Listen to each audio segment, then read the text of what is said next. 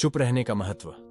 दुनिया की सबसे तेज छुरी हमारी जबान है और दुनिया के सबसे खतरनाक हथियार हमारे शब्द हैं, जो बिना किसी का खून बहाए लोगों को अंदर ही अंदर मार सकते हैं। हमारे शब्द हमारी ताकत हो सकते हैं, उसी के साथ यह हमारी सबसे बड़ी कमजोरी भी हो सकते हैं, अगर हमें नहीं पता कि कब, कहां और क्या और कितना बोलना है। यदि हम सही समय पर सही इरादे के साथ सही शब्दों का प्रयोग करते हैं तो यह हमें एक सफल व्यक्ति बनाता है।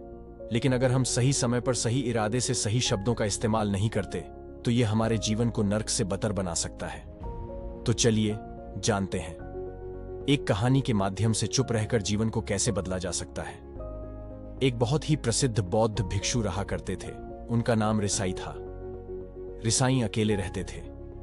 दुनिया के शोर शराबे से दूर जंगल में वो रहते थे और वह बड़े ही ध्यानी और प्रभु भक्त व्यक्ति थे, इसलिए वह बहुत प्रसिद्ध थे।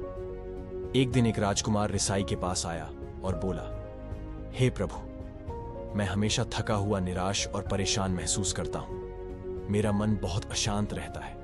हालांकि मेरे पास सब कुछ है, दौलत, शोहरत, सुख सुविधाएं जो हर व्यक्ति चाहता है या पाने की चाहत करता है, लेकिन फिर भी मेरे अंदर इतनी अशांति और चिंता क्यों है। रिसाई ने उसकी बात बहुत ही ध्यान से सुनी और कुछ सोचने के बाद कहा, तुम इस प्रश्न का उत्तर जानते हो, बस तुमने कभी इस प्रश्न को हल करने की कोशिश नहीं की है।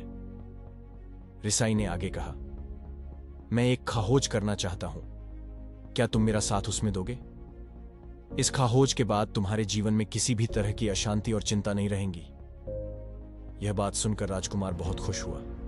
उसने रिसाई से कहा, बताइए मुझे क्या करना होगा। अपने मन के शांति के लिए मैं कुछ भी करने को तैयार हूं। राजकुमार की बात सुनकर रिसाई ने कहा, तो फिर अगले 15 दिन तक मेरे आश्रम में रहोगे और एक सामान्य व्यक्ति की तरह अपना जीवन व्यक्तित्व करोगे, और इन 15 दिनों में तुम अकेले और चुपचाप रहोगे, जितना हो सके कम बोलोगे। राजकुमार सहमत हो गया। इसी तरह से 10 दिन बीत गए थे और उसके मन की सारी बेचैनी, सारी हलचल और सभी तरह के तनाव गायब हो गए। अगले दिन की सुबह राजकुमार फिर से एकांत में बैठ गया और कुछ ही मिनटों में उसकी आंखें अपने आप बंद हो गईं और वह गहरे ध्यान में चला गया।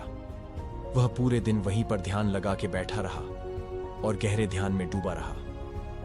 ना कोई शब्द, ना कोई चिंता। राजकुमार भीतर से असीम शांति और आनंद से भर गया। राजकुमार अपने बाकी के दिन इसी तरह व्यतीत करने के बाद रिसाई के पास गया और उन्हें प्रणाम किया और बोला, हे भिक्षु महाराज, मुझे उत्तर मिल गया कि मेरे में इतनी उथल पुथल और चिंता क्यों था। मैं जान गया कि मेरा मन इतना अशांत और विचलित क्यों था। रिसाई ने मुस्कुराते हुए कहा, बताओ क्या उत्तर मिला तुम्हें? राजकुमार ने कहा, मैं जरूरत से ज्यादा बातें करता था। मैं किसी पर भी अपने शब्द और ऊर्जा व्यर्थ करता था। मैं दिन भर अपने लोगों से फालतू बातें करता और अकेले में उन्हीं लोगों के बारे में सोचता रहता था। ज्यादातर समय निगेटिव बातें सोचता रहता और इस तरह से मैं अपना समय बर्बाद कर देता था।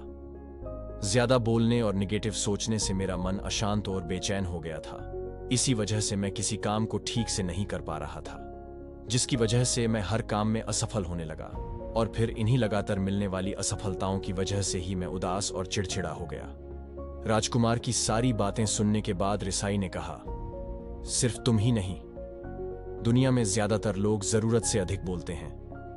आज भी लोग ज्यादातर समय केवल दूसरों को नीचा दिखाने के लिए ही बर्बाद करते हैं। रिसाई ने राजकुमार को चुप रहने का महत्व समझाते हुए कहा, एक बार गौतम बुद्ध से उनके एक शिष्य ने पूछा, आप ज्यादातर चुप क्यों रहते हैं? तब बुद्ध उन्हें चुप रहने के फायदे को समझाते हैं। चुप रहने से व्यक्ति अंदर से अनंत शांति और गहराइयों में होता है। मौन अपने भीतर उतरने की पहली सीढ़ी है। मौन के बिना खुद को जानना असंभव है।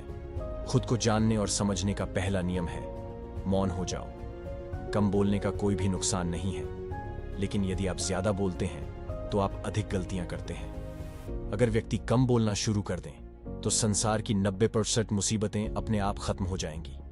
जिसने मौन रहने की कला जान ली, वो भीड़ में भी अकेले रहने का कला जान लेता है।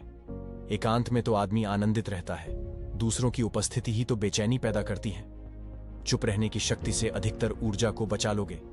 इस कहानी से हमें यह सीखने को मिलता है कि चुप रहने में भी एक अद्भुत शक्ति होती है।